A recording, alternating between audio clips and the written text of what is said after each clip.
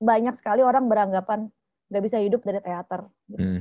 Itu sah-sah saja gitu. Karena memang kenyataannya kita nggak dalam industrinya belum jalan. Welcome to Talk Podcast. Let's talk now bersama gue Andri. Dan untuk episode kali ini gue kedatangan seorang wanita. Ini namanya Andini Putri. Dia adalah seorang teater performer. Apa kabar Dini? Baik, baik Dri. Makasih udah diundang ke sini. Iya, thank you juga loh udah bersedia menjadi guest di Talk Podcast. Nah, gua tuh tahu Dini nih waktu itu tahun 2015 ada pentas teater koma waktu itu di Taman Ismail Marzuki. Waktu itu ini ya temanya adalah ular putih ya, siluman ular putih ya. Opera Ular Putih. Iya, opera ular putih dan Dini ini menjadi ular hijaunya. Bener ya jadi ular Ya, hijaunya ya. betul. Nah, Jadi ular itu berarti hijau. tahun 2015, hampir 7 tahun yang lalu ya, itu tuh waktu itu. Nah, itu sebenarnya jujur aja ya, itu pengalaman pertama gue nonton teater secara langsung. Serius? Iya, iya. Maksudnya Maksudnya sebelumnya belum pernah nonton teater atau emang baru nonton teater koma pertama kali? teater koma pertama kali iya, dan gue bisa bilang itu kenapa yang pertama kali karena itu mungkin teater yang benar-benar profesional yang proper ya. Kalau teater mungkin dulu zaman sekolah ya pernah lah ya nonton ya namanya teman-teman sekelas ya mau nggak mau akhirnya nonton kan. Tapi maksudnya yang benar-benar proper yang di setel benar-benar profesional kayak begitu itu baru pertama kali itu tuh. Waktu itu adalah mantan pacar saya yang sudah jadi istri saya yang ngajakin nonton. Aduh, memang harus dari orang terdekat ya, untuk Iya. Dan menjaga iman untuk bisa nonton ya, teater. dan jujur aja waktu itu gua sebenarnya kan emang karena nggak pernah nonton, jadi gua nggak terlalu expect yang gimana-gimana lah ya. Nonton cuma nonton aja lah. Lagi gue juga sebenarnya secara cerita kan gua tahu lah ya Siluman Ular Putih. Pai Sucen itu Ya, pernah ada juga di TV kan waktu TV series ya. ya. Nah, tapi pas gua nonton gue liat, ih gila ini settingnya segala macam kostum, actingnya ini keren banget ya. Dan itu kalian pentas kurang lebih kalau nggak salah 3 jaman ya, tiga tiga Iya, tiga kurang jam. ya kurang 3 jam. lebih 3 jam dan ya memang ada istirahat. Tapi yang gue bingung gini adalah kalian bisa terutama yang tokoh utama ya acting sepanjang itu live kan dan di depan banyak orang itu staminanya itu gimana itu secara buat maintainnya. Kalau ngomongin stamina gitu ya, karena kan mungkin Hmm. gue itu main teater udah dari 2005, dari 2002, sorry dari 2002. Jadi Hmm. itu tuh kalau di teater koma, masuk teater koma 2005 kan. Nah, Hmm. stamina tuh kalau sama Panano Riantiarno, itu kalau kita di teater koma, dia selalu bilang bahwa pementasan itu bonus. Proses Hmm. sesungguhnya adalah saat latihan gitu. Makanya kenapa kayak Ular Putih itu latihannya 4 bulan deh, sekitar 4 bulan. Hmm. Itu latihan setiap ya 2 bulan terakhir tiap hari lah ya, Senin sampai Minggu. Hmm. Dan kita kan melakoni ini yang sama ya, maksudnya durasi 3 jam itu kita lewati setiap hari gitu kan. Karena kan kita udah Hmm. kayak show aja kalau latihan juga Hmm. sama. Hmm. Even kalau udah deket-deket pementasan kan udah pakai kostum, udah pakai makeup juga di tempat latihan kan. Hmm. Nah jadi stamina tuh lama-lama terbiasa kali ya, terbiasa. Jadi kita tahu ngakalinnya bahwa kita udah pada gede kan di situ. Jadi kita kayak kalau kalau misalnya ngerasa udah agak lemes, agak capek ya kita mengakali stamina tuh sebenarnya lebih mudah sih dibanding mengakali kebosanan gitu. Karena Oh, kan oke. Hmm. kalau mengakali stamina kita tahu badan kita ya, kita yang tahu badan kita Hmm. yang tahu kapan harus take break gitu. Jadi lebih mudah gitu. Cuman mengatasi kejenuhan karena kita selalu berlatih berbulan-bulan dengan ini yang sama ya gitu kan. Hmm. Bagaimana untuk membangkitkan kegairahan saat pentas itu tetap ada gitu. Itu yang yang agak sulit sebenarnya. Iya, moodnya ya supaya bener-bener ini banget ya, perfect banget pas lagi hari H-nya justru itu yang penting ya. Iya, iya hari H. Cuman kalian ketika lagi pentas itu, ketika nyanyi, ketika ngomong itu pakai mic nggak sih? Kalau dialog itu kita nggak pakai mic. Kita kan pakai teknik suara perut kan seperti biasa lah kalau pemain Hmm. teater. Hmm. Cuman memang dibantu sama mic di panggung yang ada yang digantung, Hmm. ada yang di mic kodok di bawah di dekat kaki gitu ditaruh ada 3 mic gitu ya, mic Mm-mm. kecil yang sensitif sekali gitu. Mm-mm. Itu juga ada. Sama kalau nyanyi baru pakai clip on. Karena kalau nyanyi kan kita sulit mengalahkan suara musik ya. Betul, betul. Jadi kita tetap harus pakai clip on gitu. Jadi baru dinyalain saat kita nyanyi. Saat dialog kita nggak pakai mic gitu. Oh, oke.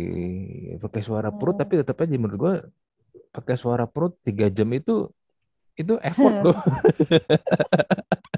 Iya, pegel. Pegel loh itu Emang loh. pegel sih. Iya, iya, iya. Tapi kayak kalau udah biasa kali ya. Karena udah biasa udah kayak ngomong aja sih, udah kayak sehari-hari gitu. Jadi mungkin yang effortnya adalah kalau ular putih ya terutama. Di beberapa pementasan, maksudnya hampir banyak sekali pementasan teater koma yang bukan realis. Itu kan kita memainkannya dengan sungguh kostum dan rambut yang berat gitu ya. Kostumnya aja kayak sampai kengtai udah puluhan tahun dipakai dari zaman pertama sampai kengtai sampai sekarang masih pakai kostum yang sama. Nah kalau ular putih rambutnya sih berat banget kan, karena kan itu masih pakai wig yang dalamnya rotan tuh, dalamnya rotan. Jadi waktu itu saya sampai bolong di sini nih, gue sampai bolong di sini, gara-gara rotannya kan nancep gini lama-lama. Nah itu rambutnya juga masih rambut wig zaman dulu ya, jadi rambut orang hidup beneran kan ya zaman dulu, bukan wig rambut estetis, karena rambut yang dari rambut manusia lebih mudah dibentuk daripada rambut ini wig-wig yang biasa itu. Nah itu berat. Nah paling yang berat itu sih karena kostumnya berat, kepalanya berat, jadi tuh kita harus nahan selama 3 jam tuh konsentrasi agar ini tuh kita tahan gitu, kepala, rambut gitu. Challenge-nya banyak sih, cuman salah satunya itu gitu. Yang bikin stamina tuh kadang kalau kita lagi capek gitu, berasa sakit banget ya kepala gitu, kayak gitu kan. Karena rambutnya juga panjang gitu. Ekornya juga panjang gitu kan. Kalau Iya, contohnya ya ular iya, putih. iya, iya, iya. Apalagi kalau itu kan cerita-cerita Tiongkok zaman dulu itu kan yang kungfu silat itu kan memang rambutnya pada ini ya, heboh ya. Iya, rambutnya heboh. Terus sih. Rambutnya heboh dan pada panjang-panjang. Iya, kostumnya juga lagi kan kalau koma Mm-mm. tebal-tebal gitu, bahannya kan bahan-bahan, kadang tuh malah ada bahan yang kita biasa lihat buat karpet dikasih buat baju gitu kan, karena kan memang corak yang dicari ya dan Mm-mm. bentuk mendekati karakternya gitu. Iya, iya. Nah, tadi kan lu bilang lu mulai teater itu sebenarnya tahun 2002 lu di Tarakanita ya tadi ya di Tarki ya Ya. di sekolah lu ya. Itu tipping pointnya di situ tuh, lu mulai suka sama teater di pas lagi sekolah. Sebenarnya tuh waktu gue masuk Tarki itu gara-gara kan kakak gue tuh udah duluan di Tarki kan dia. Hmm. Kakak gue, nah terus nonton teater koma waktu masih SMP kalau nggak salah, SMP. Hmm. Terus ngelihat pentas Roman Julia waktu itu kayak Romeo and Juliet gitu. Hmm. Terus ngelihat ini keren banget ya gitu kan. Selama ini gue nggak mengenal apa itu teater karena di SMP gue nggak ada, adanya drama-drama aja kan. Hmm. Cuman memang dari kecil memang kayaknya bakat untuk niru-niruin artis, niruin penyanyi gitu. Kayak Hmm. banci tampil tuh udah ada gitu. Jadi Hmm. begitu Hmm. nonton nonton itu tipping pointnya kayak gue mau masuk Tarki karena di Tarki teaternya bagus, kenal Oh. bagus. Nah, pertama Hmm. gitu. Terus masuk Tarki, masuk teater ya kan, udah pentas beberapa pementasan Hmm. di 2004 gitu kan. Karena masuk SMA kan 2002 ya. Hmm. 2004 berpikir cari teater koma yang waktu itu gue tonton. Waktu itu gue belum tahu kalau itu ternyata teater yang lumayan yang paling besar ya gitu untuk saat ini di Indonesia misalnya. Hmm. Hmm. Gue cuma nonton dan gue suka gitu kan. Jadi gue Google gitu. Oh, sanggarnya di situ gitu. Telepon ke sanggar, bilang saya mau daftar jadi pemain teater koma, gimana caranya gitu. Hmm. Hmm. Ternyata dibilang, aduh kamu masih SMA ya gitu. Nanti deh 2005 ya baru openingnya katanya. Itu 2004. Karena dulu zaman dulunya itu teater koma buka opening pendaftaran tiap 5 tahun sekali. Oh, oke. 5 tahun Nanti sekali lima ya. tahun Hmm. zaman dulu, tapi sekarang sih udah bisa lah ya gitu kita masuk gitu. Sama Hmm. ada niat. 2005 audisi deh gitu. Semenjak itu udah deh di koma. Tipping pointnya karena ngelihat teater dan ngerasa jatuh cinta aja gitu ya, kayak kok ini pengalaman yang berbeda dengan nonton film. Hmm. Dan gue merasa gak tahu hati gue terpanggil kayak mungkin ini wadah gue untuk karena suka niru-niruin karakter orang gitu ya. Hmm. Hmm. Dari Hmm. kecil terus kayak kayaknya ini ada nyanyi, ada tarian gitu kan, dan itu live experience. Gue bisa lihat ekspresinya dengan jelas. Waktu itu sesimpel itu ya, sesimpel kayaknya gue suka gitu aja sih. Ternyata nggak terasa gue menekuni itu sampai sekarang gitu. Nah, terus masuk teater koma susah nggak sih? Sebenarnya masuk teater koma itu nggak susah gitu. Yang susah adalah karena gini, masuk teater koma itu kan paguyuban. Oke, Jadi dia tuh paguyuban. bukan company kayak Broadway gitu ya, yang aktor tuh dikontrak. Kita tuh kekeluargaan sistemnya. Jadi di koma itu kalau mau masuk sebenarnya tinggal ngomong aja sama Bu Ratna gitu ya, Bu saya mau, atau stage manager gitu, pingin masuk, nanti dilihat nih keseriusannya. Kalau dulu di audisi, zaman gue tuh di audisi tuh, audisinya tuh ada nyanyi. Waktu itu tuh dari 50, kalau nggak salah ya, 58 orang, yang lolos 21. Dari 21 orang, yang bertahan sampai sekarang masih aktif di koma, ya paling cuma 4 angkatan gue. Gitu. Jadi seleksi alam ya akhirnya, karena, nah, jadi sebenarnya masuknya itu nggak sesulit itu, karena kalau kita niat gitu ya, kita sekarang kan dilihat udah mungkin waktu untuk audisi nggak terlalu banyak lagi kayak dulu. Terakhir ada audisi tuh kalau nggak salah 2000 berapa belas tuh ya kemarin ada. Tapi jadi kalau kita mau ya kita datang, biasanya Bu Ratna akan bilang lihat dulu deh latihannya.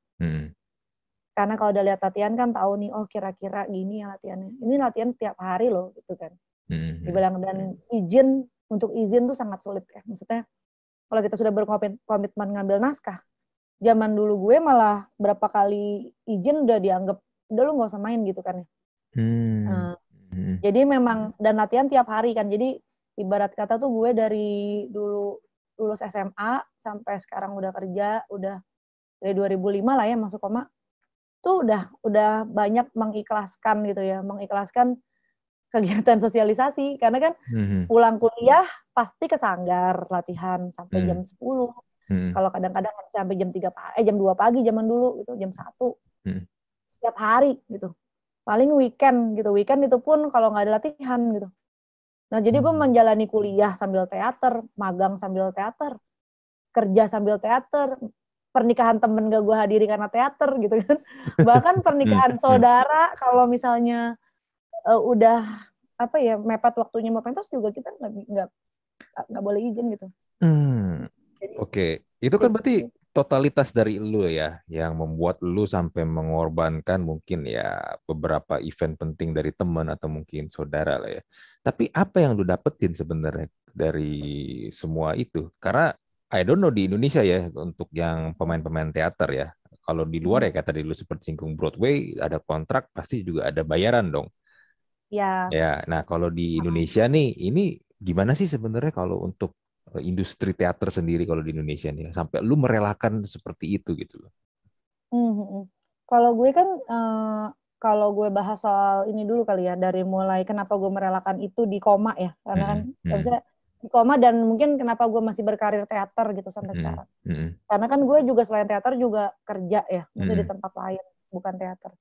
Ya kenapa buat gue sendiri, gue merasa kalau orang bilang itu pelepasan batin ya gitu. Jadi kayak kita capek di kantor, kita capek ada masalah di rumah atau di mana. Saat main teater tuh kita melupakan segalanya untuk masuk menjadi karakter baru yang kita bikin sendiri gitu ya. Misalnya dari naskah tapi kita kembangkan. Itu mungkin itu ya, maksudnya itu benar juga sih gitu. Walaupun dulu mungkin terdengar klise, itu jawaban biar kelihatan keren misalnya. Tapi ternyata setelah gue jalani, mungkin jawabannya memang itu sih gitu. Pada saat sampai ke sanggar, kita melupakan semua masalah untuk fokus sama pertunjukan gitu. Jadi kita beneran ngerasa relief sih kayak gitu. Bukan masalah. Makanya saat yang dicari tuh kalau gue bukan cuma saat pentasnya ya. Saat latihannya, karena saat pentas tuh kan kalau bukan orang yang tergila-gila sama fame ditepokin tangan gitu. Biasa aja gitu kayak gue gitu kan rasanya kayak, karena kita kan nggak bisa lihat penonton juga saat kita manggung kan ya. Jadi kita kayak bermain buat diri kita, tapi sebenarnya kita bermain buat penonton gitu ya. Jadi ada kepuasan itu ya, kepuasan batin tuh betul gitu kalau gue. Terus kalau ngomongin soal tadi ya industri gitu. tergantung.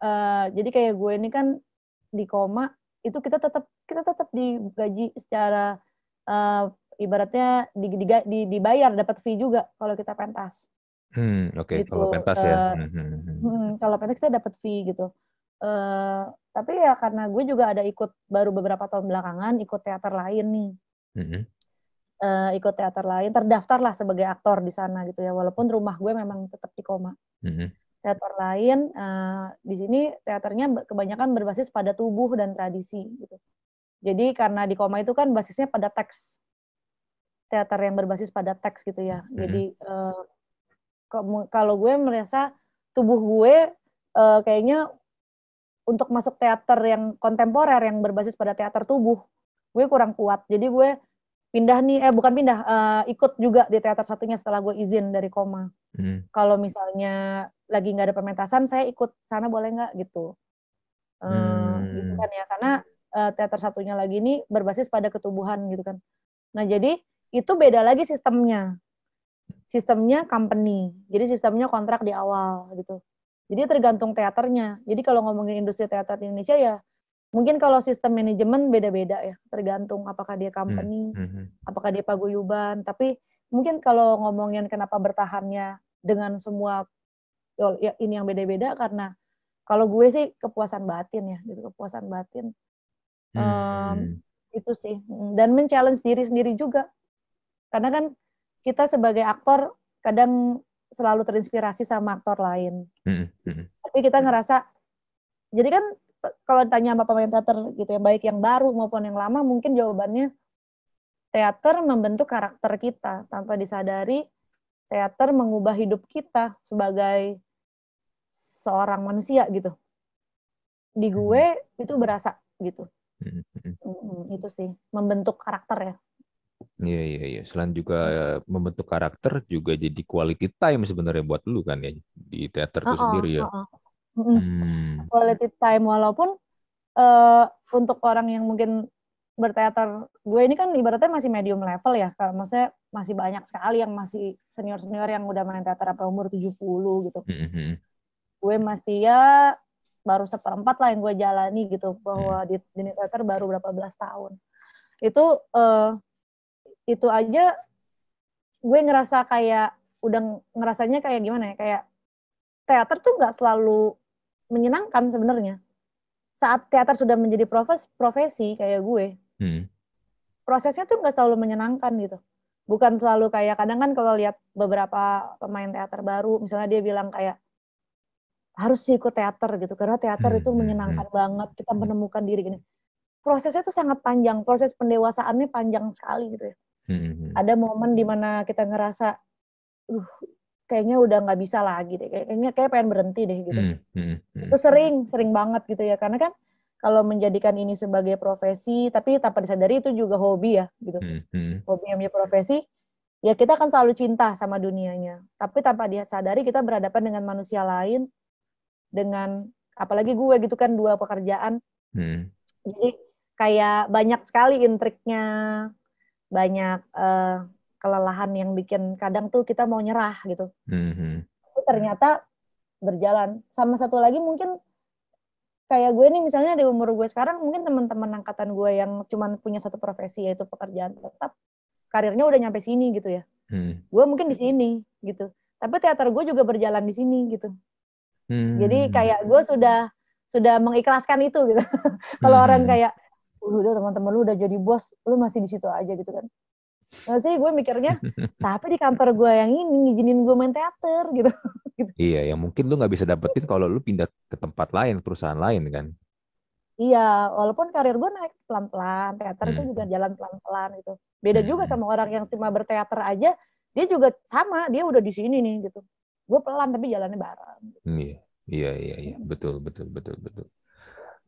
Gini loh, gue ngelihatnya sebenarnya kan kalau di teater di Indonesia ya, mungkin orang tidak terlalu, bukan sesuatu hal yang populer lah ya, nggak bisa kita pungkiri juga. Gue sendiri pun udah seumur berapa, tahun 2015 gue baru nonton teater secara langsung gitu loh. Tapi yang gue lihat gini, apakah kalau dari teater itu ada nggak sih kemungkinannya untuk misalnya let's say jadi pemain film gitu atau aktor di ini ya yang di film atau TV series lah gitu lah. Karena kan kalau di luar negeri kan gue lihat ada tuh yang mereka memang good actor, good actress kayak contohnya misalnya Hugh Jackman ya. Hugh Jackman itu kan juga teater ya sebelumnya atau kayak Natalie Portman, Morgan Freeman itu kan sebelumnya dia awalnya teater sebelum akhirnya jadi aktor. Nah, kalau di Indonesia tuh sebenarnya ada nggak sih yang kayak begitu? Banyak, banyak banget. Karena kan apa namanya ya, apalagi di zaman dulu ya, Hmm. era era pencipta pendiri-pendiri teater lah ya. Aduh sorry, batuk dulu. Jadi era-era pendiri teater itu kan kayak zamannya Pak Nano, Pak Slamet Hmm. Raharjo Hmm. Hmm. Hmm. gitu. Ibu Nini El Karim, Bu Ratna Rianti Arno. Mereka rata-rata basisnya dari teater Hmm. gitu. Eh karena dulu Pak Teguh Karya misalnya, dia juga teater tapi dia juga kemudian membuat film juga gitu kan ya. Maksudnya Hmm. itu kan dunia yang sangat tipis, cuman beda adalah medianya ya. Hmm. Media dan cara kita menghadapi media itu bagaimana gitu. Nah, Hmm. sama kayak sekarang juga mungkin kalau sekarang ya di umuran gue, aktor yang umuran gue atau di bawah gue, Hmm. kayaknya nggak sebanyak angkatan dulu sih yang basisnya dari teater gitu ya. Tapi sangat Hmm. mungkin untuk teater loncat ke film. Paling challenge-nya gini sih, nggak semua pemain teater begitu mudah beralih alih alih wahan alih media alih Hmm. media ke Hmm. alih media ke film gitu. Dia ada yang kesulitan tuh banyak gitu. Kayak di teater koma ada Mbak Sriatun, dia juga Hmm. banyaknya main film, tapi Hmm.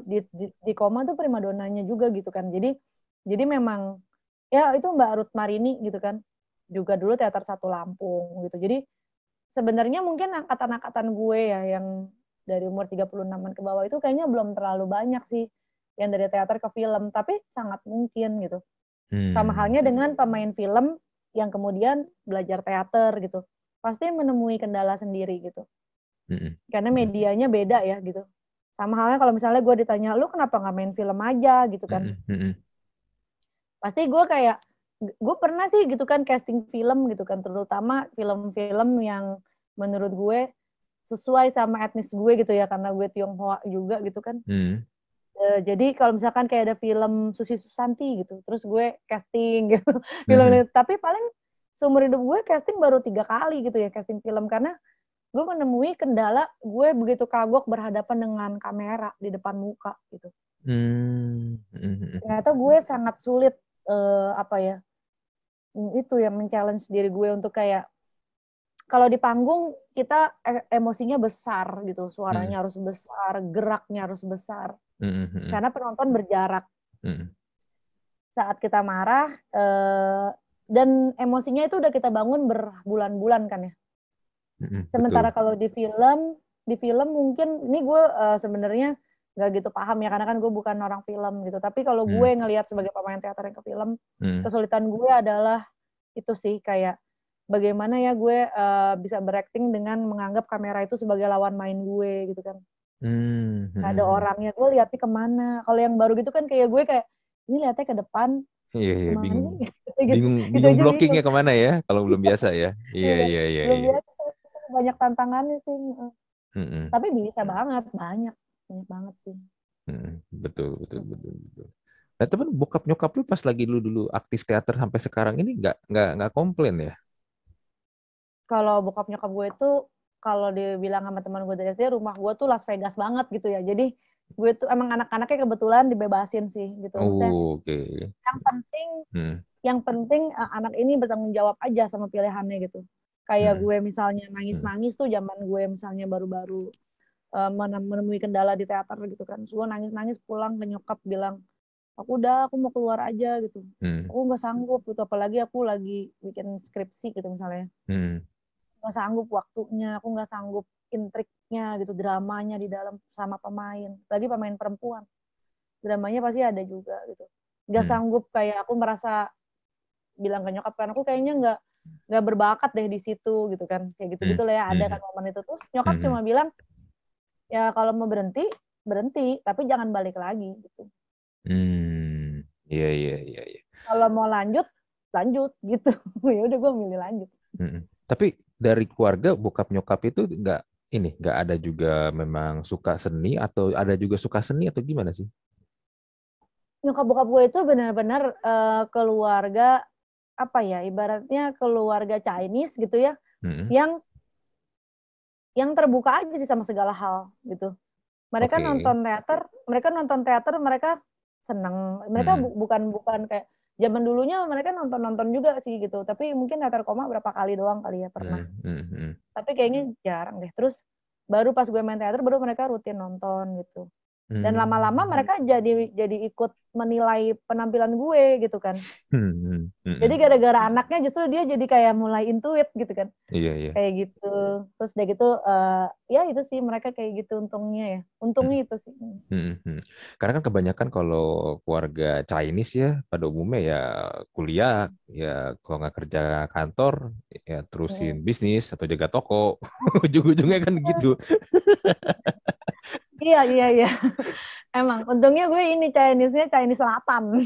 jadi Iya. jadi udah yang enggak sih tinggal di Tomang sih, maksudnya masih di barat ya. Cuman Mhm. cuman tuh ini apa namanya?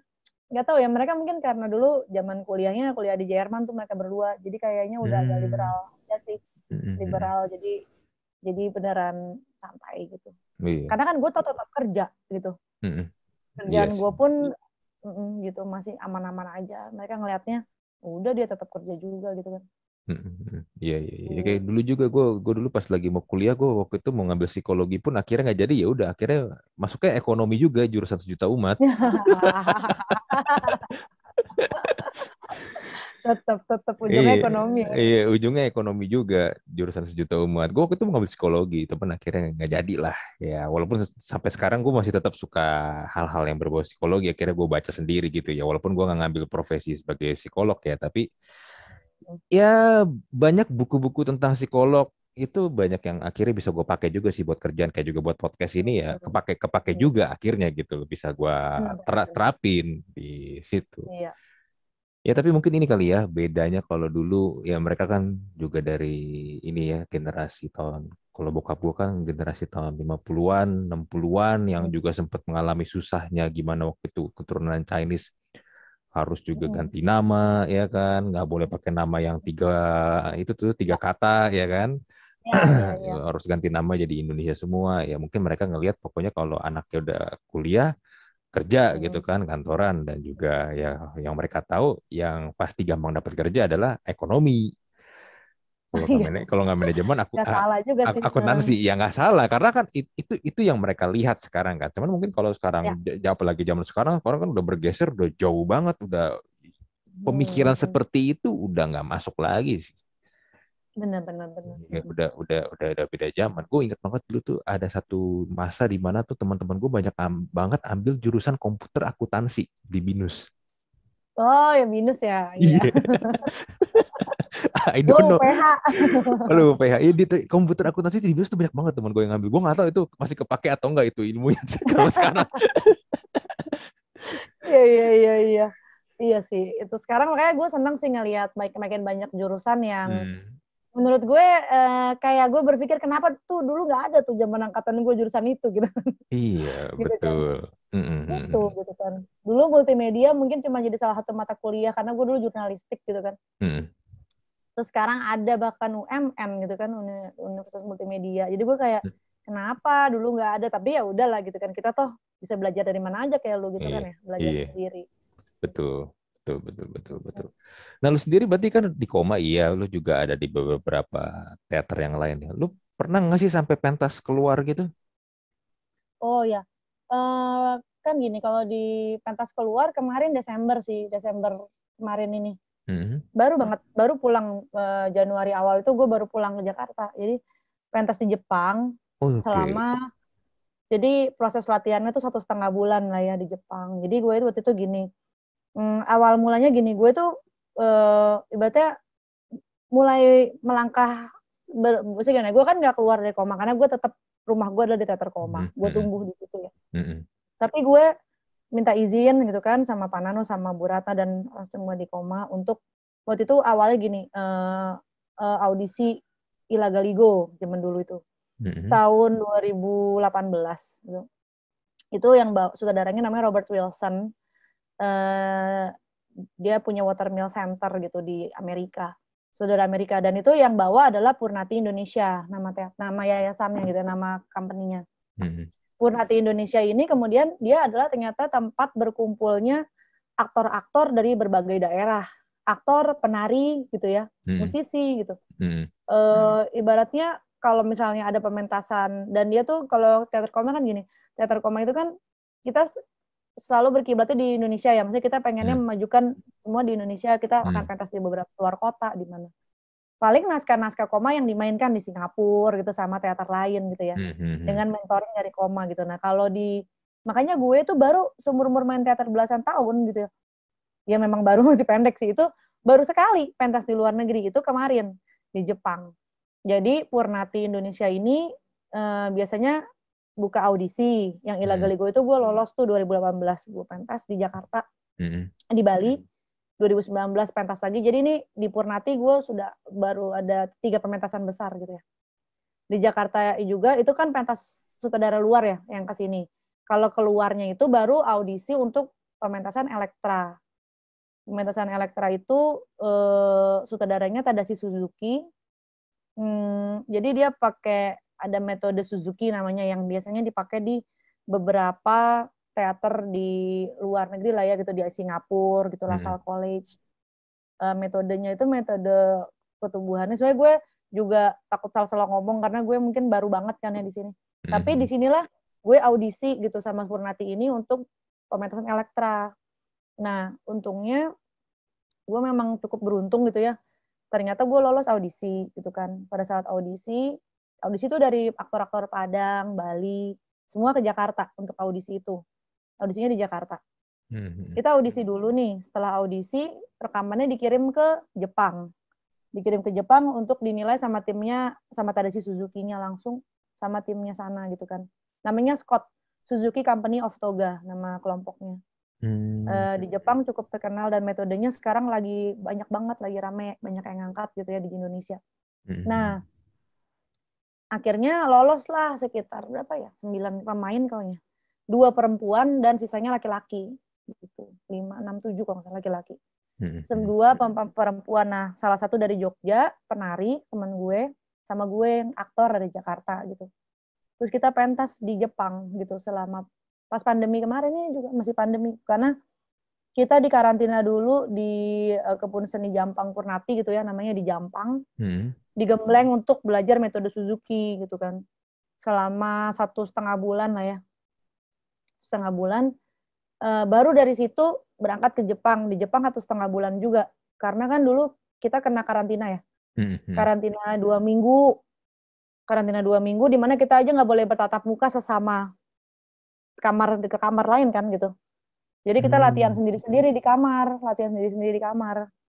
Terus baru keluar karantina langsung masuk pelatihan pementasannya. Jadi kolaborasi sama aktor-aktor Jepang di sana.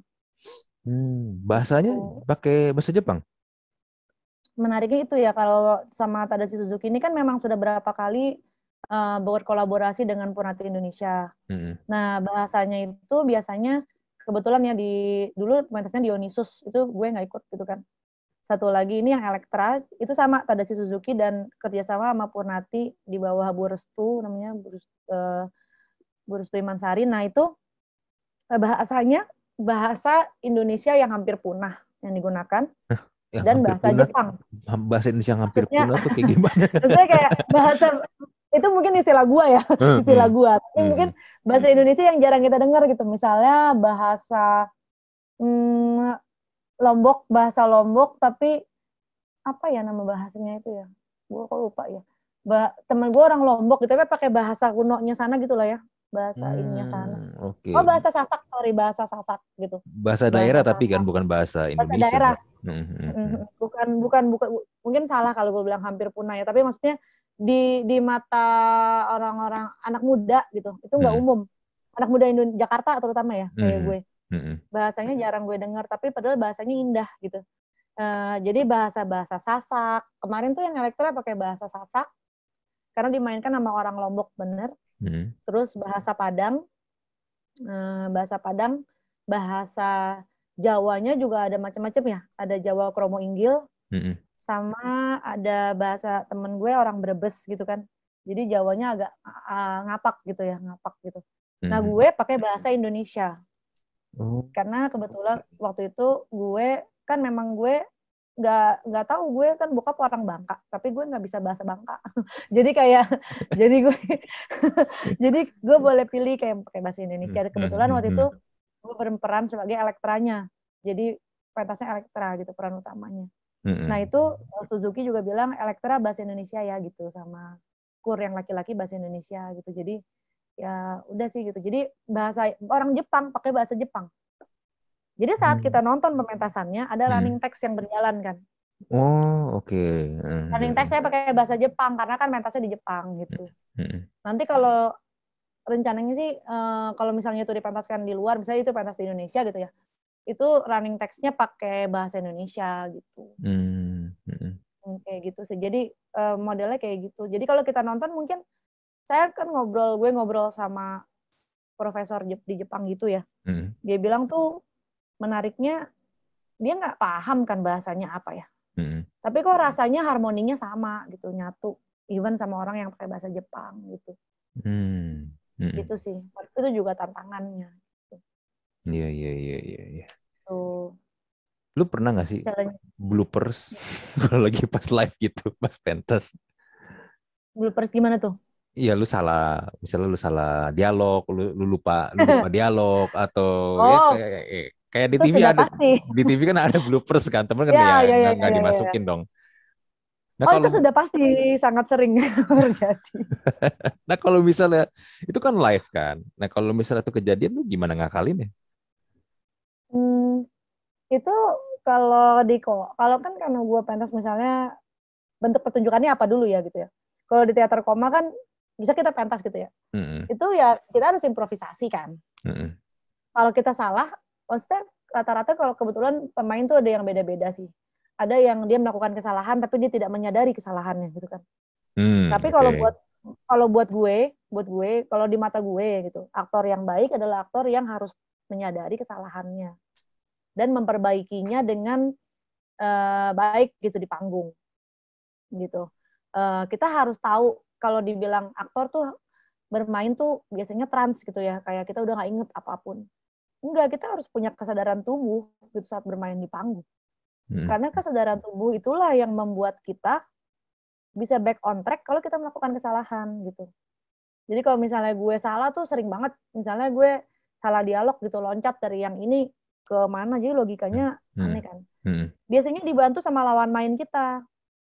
Jadi lawan main akan balikin lagi ke tracknya gitu, naik lagi ke sini. Atau kalau lawan mainnya nggak peka dan juga ikut bilang kita salah, ya kita harus cari cara agar ngasih cue kalimat yang sama lah walaupun bahasanya kita lupa. Yang intinya cue-nya sama untuk dia ngomong selanjutnya gitu.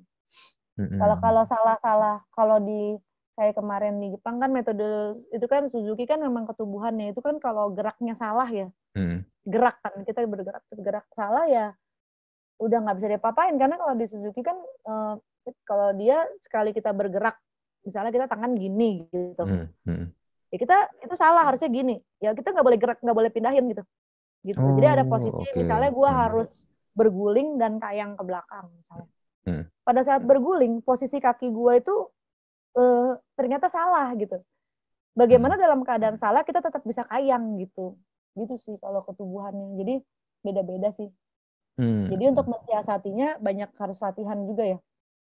Kalau kayak dalam ketubuhan kan mungkin gue awalnya berlatih bagaimana bisa kayang dengan berbagai macam posisi kaki yang salah gitu. Walaupun nggak bisa, harusnya kita nggak boleh salah sih gitu kan. Cuman ya namanya manusia. Apalagi kalau di panggung ya, kalau dialog sering banget salah gitu, sering banget. Iya. Tapi sebenarnya penonton nggak tahu kalau ada salah kan. Iya, nah makanya itu. Makanya kenapa gue bilang dibutuhkan kesadaran penuh.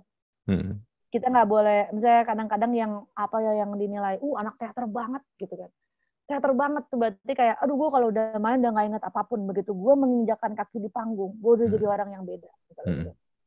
Kalau gue sih enggak. Kalau gue ya main di panggung, gue menjadi karakter itu, tapi gue sadar penuh sebagai diri gue yang bermain di panggung gitu. Karena kalau nggak gitu kan nggak bisa dong kita bermain nggak sadar gitu kan. Bisa banyak masalah gitu, bisa apa namanya lupa dialog malah, dan kita bingung harus gimana gitu kan. Bisa sembarangan aja ngomong improvisasi tanpa memikirkan ada orang lain yang mau ngomong setelah kita gitu kan. Tapi emang ada ya orang yang trends kayak gitu ya, yang jadi kayak udah nggak ingat apa-apa gitu kalau lagi teater. Nggak tahu ya gitu, gue sih sejauh ini gue melihatnya mungkin kalau kesurupan kali ya. Iya kan, Kesurupan. trans kan kayak orang kesurupan dong. Iya kan, kayak nggak sadar kan. Mungkin trans sih gitu. Maksudnya gini, kayak misalkan tradisi kuda lumping deh gitu ya. Kuda lumping kan memang kayak dibilang trans aja, tahapan transnya aja beda-beda gitu. Ada yang memang trans dalam artian dia beneran kesurupan roh gitu. Ada yang memang tahapan transnya tuh dia trans, pura-pura trans untuk pertunjukan gitu. Ada lagi level trans yang apa, nah itu gue sempat ngobrol sama penari, jadi kayak oh gitu. Nah kalau di teater mungkin transnya lebih ke ini kali ya, kontrol emosi. Misalnya kita marah, tiba-tiba kita blank dan saking marahnya tuh terus gitu langsung kayak naik. Kan kita kalau udah marah banget kadang sampai pusing ya gitu. Terus kita mungkin mengeluarkan kata-kata yang nggak pernah ada di naskah gitu. Mungkin itu kali ya bisa dibilang trans gitu atau apa. Tapi kalau untuk beneran trans terus nanti, atau kalau yang udah berbulan-bulan kayak ini kali ya, kayak Joker gitu kan ya, kayak almarhum siapa, Heath Ledger gitu ya. Kan katanya kan di keseharian dia berusaha menjadi Joker gitu kan. Terus jadinya depres beneran gitu. Bisa juga sih mungkin ya, mungkin bisa juga. Tapi kalau gue melihatnya sejauh ini, so far sih pertunjukan teater yang gue tonton, yang gue ikut, dan senior-senior gue itu belum ada yang sampai kayak gitu ya, sampai trans sampai gimana, kecuali kesurupan gitu. Kesurupan di panggung kan ada juga beberapa kali gitu kan. Banyak kejadian mistis kan di panggung. Iya. Nah, lu sendiri ngelihat, kan tadi kan lu juga udah bilang kan kalau di Koma kan tuh paguyuban sebenarnya kan, is a family lah ya. Kalau ada juga di beberapa tempat lain tuh ada kontrak. Tapi lu sendiri ngelihat kalau profesi jadi seorang teater performers ini di Indonesia itu menjanjikan nggak? Misalnya kalau ada orang nih yang pengen, aku pengen coba, gue pengen terjun, gue pengen jadi pemain teater. Menurut lu gimana nih? Buat lu yang udah kurang lebih dari 2005 lah ya kalau secara profesional di Koma kan. Menjanjikan apa dulu gitu kan ya kalau buat gue. Jadi Let's misalnya gini. say ini jadi profesi yang bisa buat lu hidup lah. Lu hidup karena dari jadi pemain teater. Ini kalau di kacamata gue ya gitu. Ini kan karena pendapat gue gitu. Menjanjikan untuk kita bisa hidup dari profesi itu bisa, tergantung kitanya rajin atau enggak gitu. Karena gini kan orang bilang ya, kalau di luar negeri mungkin gaji pemain teater itu udah setara lah dengan gaji orang yang bekerja mungkin di bank atau di mana gitu ya. Di Indonesia kita nggak bisa pungkiri bahwa memang kita nggak bisa, kalau kita pengen taraf hidup yang seperti apa dulu sih gitu menurut gue. Kalau misalnya buat gue nih gitu, gue banyak yang harus gue penuhi misalnya dari keluarga, dari kehidupan gue. Jadi gue nggak cukup untuk bermain di teater aja. Jadi gue butuh pekerjaan lain gitu kan. Tapi banyak sekali memang pemain teater termasuk senior-senior yang hidupnya dari teater aja kok gitu. Dan hidup dan hidup berkembang happy gitu kan. Yang penting kan happy gitu ya. Dan dia menikmati gitu sampai dia itu konsisten gitu. Enggak. Kalau gue mungkin guanya belum sanggup kali ya. Guanya nggak sanggup untuk serajin itu mungkin ya. Orang-orang ini bisa gitu. Bisa sih menurut gue, tapi karena kan gini ya, mungkin banyak sekali orang beranggapan nggak bisa hidup dari teater. Gitu.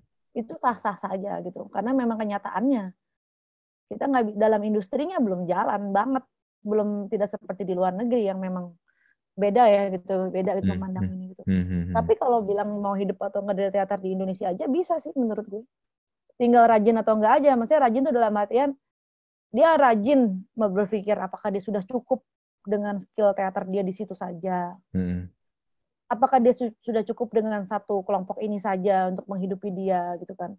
Atau cukup di satu kelompok tapi dia harus rajin ngasih, misalnya masih berhubungan dengan teater ya, ngajar teater di kampus, ngajar teater di sekolah, tapi nggak keluar dari fieldnya kan ya gitu.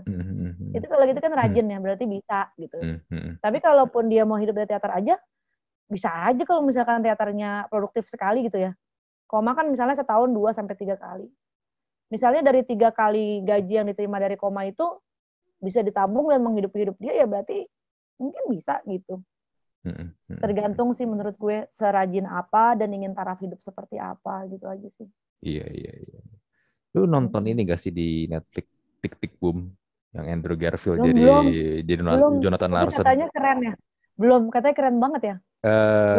Gue udah nonton. Menurut gue filmnya bagus walaupun gak istimewa banget. Tapi yang gue salut dari film itu adalah Andrew Garfield nyanyi di situ. Oh iya, jadi karena temen gue ngomong, gue tuh akhirnya dengerin Spotify-nya dulu sambil kerja kan. Jadi gue dengerin lagunya dulu nih gitu. Ih, lagunya bagus-bagus, terus gue kaget sih bisa nyanyi sebagus itu. Iya, dia jadi Jonathan Larson kan. Dan gue suka sih sama film-film yang sebenarnya kan ini boleh dibilang inilah ya film biopik lah ya, tapi kan dikemasnya secara musikal karena kan dia kan cerita tentang dia sebagai seorang ini ya produser teater. Dia kan lagi bikin itu tuh, bikin sebuah cerita kan yang lagi dia mau jual ke produser-produser di Broadway sana di New York sana ya. Yang dia kalau nggak salah targetnya sebelum umur 30 gue harus berhasil nih. Iya kan, itu sampai dia, wah ceweknya aja udah mau ninggalin dia karena merasa dia gagal terus. Wah itu sih jatuh bangunnya Real gila. juga ya. Iya. Dan I don't know ya, di sana sampai sebegitunya dan ternyata kalau lu bisa tembus ya, hasilnya sih luar biasa sih. Lu bisa bener-bener di satu level yang dimana ya lu memang lu dianggap di sana karena ya mungkin level beda-beda kalau kita bandingin Indonesia ya sekali lagi mungkin masih beda lah ya. Kalau di sana kan Broadway, kalau lu udah bisa pentas lu udah jadi sebuah hits yang setahu gua karya dia apa ya Ren ya kalau nggak salah ya yang ya itu yang diputar sampai beberapa lama gitu dan katanya itu jadi rekor karena belum ada karya yang sampai sepanjang itu yang pernah dipentas di Broadway. Tapi yang gue lihat adalah poinnya adalah gini, perjuangan dia mati-matian itu memang di New York atau di Amerika pun itu nggak segampang itu juga walaupun industrinya udah jalan ya. Iya, apalagi industrinya udah jalan ya gitu, persaingannya kan besar sekali ya.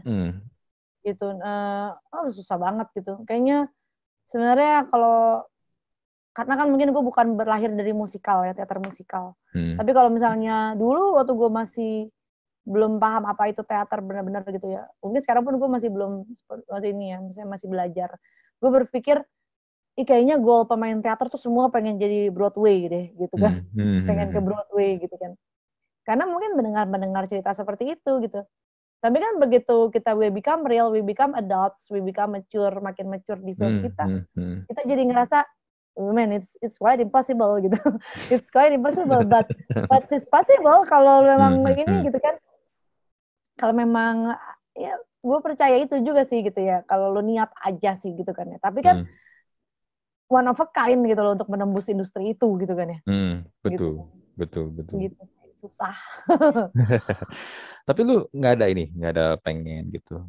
Lu pengen achieve yang lebih lah dari sekarang gitu. Ada nggak sih kepengenan atau plan atau jangan-jangan lu sebenarnya udah ada plan gitu kan kalau mungkin agak sedikit menyimpang dikit ya kayak awal tahun ini kalau tahu Panji lah ya Panji Pragiwaksono kan stand up comedian ya kita tahu dia stand up comedian sukses lah di Indonesia ya tiba-tiba dia pergi ke Amerika dia pengen stand up di sana mulai lagi dari nol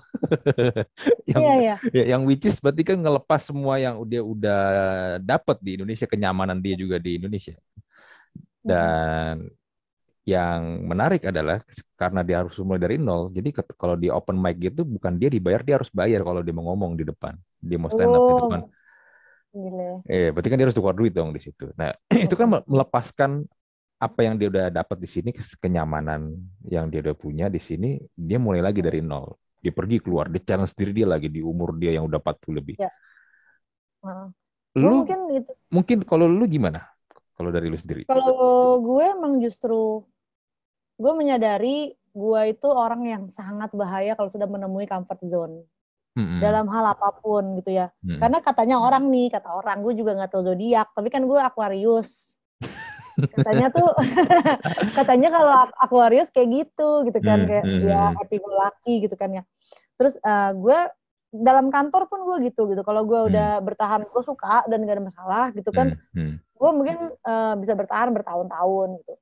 Nah, sama dengan hal dengan teater gitu ya, bahwa gue, tapi untungnya gue semakin besar menyadari bahwa karena gue memang suka dan cinta sama teater. Mm-mm. Jadi gue selalu menonton pertunjukan-pertunjukan orang lain, pertunjukan gue sendiri kayak di Teater Koma sendiri, ataupun di Purnati sendiri yang gue ikuti. Dan dari situ gue melihat banyak aktor yang gue kagumi kan ya. Mm-mm. Kayak, gue pengen bisa kayak gitu kan. Gimana ya, padahal mungkin di bawah gue umurnya atau pemain baru gitu kan. Mm-mm. Gue pengen bisa kayak gitu tuh gue nggak, kok gue selama ini nggak bisa kayak gitu ya gitu, badan gue nggak bisa kayak gitu. Itu membuat gue men-challenge diri gue jadinya. Makanya kenapa gue putuskan pada saat gue bilang di Teater Koma gue belum jadi apa-apa gitu kan ya. Mm-mm. Gue masih belajar. Kenapa gue kalau dibilang lu di Koma udah lama banget gitu kan, berarti lu udah lumayan senior juga ya? Enggak lah gitu, masih jauh. Karena kan Mm. banyak yang gue harus pelajari banget gitu, dan masih banyak hal yang gue belum achieve di Koma gitu. Di Koma aja gue banyak hal yang belum gue achieve sebagai aktor. Mm. Sebagai aktor gue melihat orang lain sudah achieve itu, kok gue belum ya gitu. Jadi gue tidak akan berhenti di Koma, seperti namanya Koma, gue tidak akan titik gitu ya. Mm. Gue coba itu di Koma sendiri. Di luar Koma gue berpikir gue sebagai aktor tanpa embel-embel teater Koma, tanpa embel-embel teater lain gitu ya. Mm. Gue sebagai aktor dengan nama gue sendiri gitu ya. Gue harus meleverage skill gue sebagai pemain teater. Apalagi gue sudah cukup, maksudnya pemain baru kan umur 20-an banyak ya. Mm. Gue kemarin 36 tahun gitu kan, dan itu udah lumayan nggak remaja lagi kan ya gitu kan. Jadi kan persaingan juga berat. Iya, iya. Persaingan berat nih Mm. sama yang Mm. muda-muda Mm. gitu kan ya. Mm. Jadi apalagi pemain cewek persaingannya tuh tinggi gitu kan. Berarti gue Mm. harus punya amunisi yang kuat gitu. Makanya gue putuskan untuk oke, gue pengen coba deh gitu kan, setelah gue belasan tahun ada di comfort zone di Teater Koma gitu. Mm. Gue mau coba membuka link belajar dari seniman lintas profesi yang ada di Purnati misalnya. Mm. Karena di Purnati kan ada penari, di Koma juga banyak penari gitu. Cuman Koma itu kan udah keluarga banget ya, maksudnya mereka sudah tahu di ini nih kelemahannya di sini gitu kan. Mm. Ini. Nah kalau ini kan gue masuk kelompok baru di mana gue dari nol lagi. Dari Mm. nol lagi yang gue Iya, harus iya. belajar lagi. Oh, nari dolalah nih gitu, tarian Jawa gitu. Tari dolalah kayak gini. Mm. Oh, badan gue kaku juga ya gitu kan misalnya gitu. Mm. Oh, metode Suzuki seperti ini gitu. Gue baru belajar 2 tahun, kok kayaknya gue nggak latihan seminggu, gue balik dari nol lagi ya gitu misalnya gitu kan. Mm. Makanya itu yang membuat gue selalu pengen belajar sih gitu, selalu pengen challenge myself. Even mungkin sampai gue sudah menikah kan ya gitu. Mm. Gue sudah menikah dan gue juga bilang sama suami gue bahwa kalau itu sebelum nikah pun gue bilang bahwa gue akan tetap berteater gitu. Karena gue melihat Mm. panutan-panutan gue di teater-teater itu umurnya juga udah berumur dan masih sekonsisten itu gitu kan. Dan di umur segitu pun masih mencari challenge lain gitu untuk dirinya sebagai aktor gitu. Mm. Itu Mm. sih. Iya, iya, iya, iya, iya. Ya, berarti dari lu. Tapi sulit memang Mm.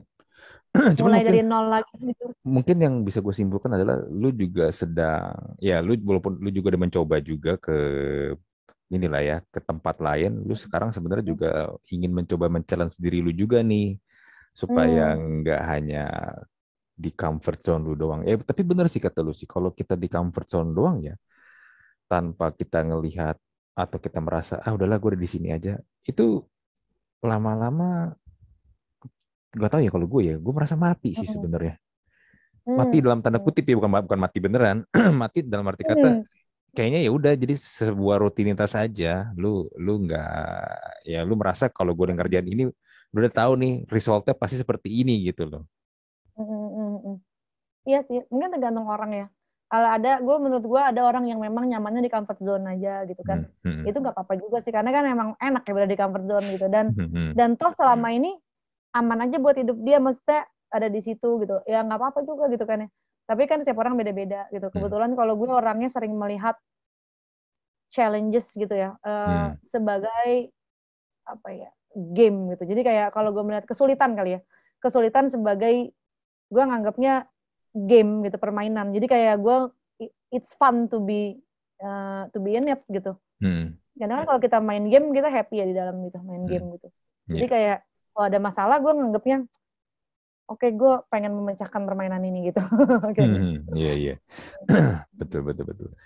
Nah, ada pentas lagi nggak nih di lagi pandemi begini nih? Kapan? Yes, jadi Kapan nih? jadi gini, sebenarnya kan Teater Koma itu sudah 2 tahun lalu mempersiapkan Sampai Engtai, ya kan? Sampai kita latihan di 2 tahun lalu nih, gitu kan? Taunya kan sehari mau pindahan ke gedung, gitu kan? Udah sehari sebelum pindah ke gedung, udah PPKM tuh zaman dulu, gitu kan? Jadi kita nggak jadi pentas, diundur 2 tahun. Nah, Sampai Engtai ini mau pentas seharusnya hari ini. Hari ini, oke. Harusnya 12 sampai 13 Februari. Jadi kita tuh udah latihan lagi gitu kan, baru minggu lalu dikabari udah PPKM level 3 kan. Jadi sehari sebelum kita pindahan gedung lagi kita berhenti lagi gitu. Akhirnya kita akan pentas sejauh ini ya, tanggal 5 sampai 6 Maret di Ciputra Art Planner. Tentunya di Lotte ya. Iya, Ciputra Art Planner di Lotte ya. Ciputra Art Planner di Lotte. Tentunya dengan berbagai catatan ya gitu kan, kayak misalnya jumlah penonton cuma boleh 25%. Terus kemarin kayak kalau nggak salah dengar Pak Jokowi kalau nggak salah ngomong 50% sih sekarang, tapi belum tahu juga ya gitu. Karena kan bioskop 60% tuh. Penonton di gedung teater cuma boleh berapa persen gitu. Terus juga kita misalnya biasa pentas sampai jam 10, ini cuma boleh sampai jam 9 gitu. Karena kan mall tutup jam 9 gitu kan ya. Nah, itu kita akan pentas sampai Engtai tanggal 5 sampai 6 Maret nanti. Jadi kita pentasnya siang sama malam 2 kali sehari. 2 hari. Jadi itu pementasan yang terdekat. Sampai Engtai ya, tanggal 5 sampai 6 Maret ya. 6 Maret di Ciputra Art Planner, iya. So far sih masih tanggal 5 sampai 6 ya, tapi ya kita will see lah kalau misalnya itu kayak udah hampir fix sih gitu. Kecuali coronanya naik lagi gitu ya. Corona naik lagi terus udah nggak boleh ada pementasan sama sekali gitu. Iya. Di Ciputra Art Planner bangkunya enak lah ya. Enak. Terus kan AC-nya kan juga di kaki ada AC juga tuh kan dingin. enak di Ciputra enak sih. Nih gue mau curhat sedikit nih, waktu itu yang gue nonton Ular Putih ya di tim ya. Gue sebenarnya gue enjoy sih nonton. Cuman yang gue bikin gue ada yang bikin gue kurang enjoy adalah bangku itu sempit banget. Iya, emang sih. Iya. Makanya buat gue yang tinggi 180 tuh kaki gue tersiksa banget tuh. Ya, makasih deh. Iya sih, dan karena kalau mau di tim tuh kalau mau enak gitu ya, nyarinya yang agak di jalan. Jadi ini kan ada kayak jeda jalan kosong dulu nih. Jadi kan ada row tengah depan, row tengah, row belakang. Dari row tengah ke belakang tuh ada jalan kan. Nah, itu di situ tuh kalau nggak di pinggir-pinggir yang kakinya bisa selonjor. Karena kalau dapetnya di tengah udah deh pusing nih. Pegel. Iya, pegel ya. Tapi gue nggak tahu ya, kan katanya lagi direnov kan, udah mau kelar kan. Nah, tapi nggak tahu nih ntar bangkunya seperti apa nih. Ya, justru itu sih yang ngangenin bangku merahnya tim tuh kalau buat gue ngangenin ya, karena kan gue kalau misalkan nunggu pentas gitu kan tiduran di bangku itu kan sebelum gitu. Jadi ya gitu sih. Iya. Ya, anyway, gue seneng ngobrol sama lu. Ini ya buat gue yang sebenarnya aja gue bisa bilang diri gue sebenarnya awam banget lah tentang dunia teater lah. Tapi gue bisa dapet insight dari lu, knowledge baru dari lu, dan gue juga berharap sih buat Anda juga yang nonton atau dengerin podcast episode ini juga dapetin sesuatu nih, kalau ternyata sebenarnya di Indonesia tuh dunia teater itu ada loh, hidup loh. Dan ya kayak tadi gue cerita ya di awal podcast, gue nonton 2015 Ular Putih itu keren banget yang teater koma gitu. Jadi ya bukan ini teater yang pertunjukannya ini yang ya asal-asalan, bener-bener profesional dan bagus.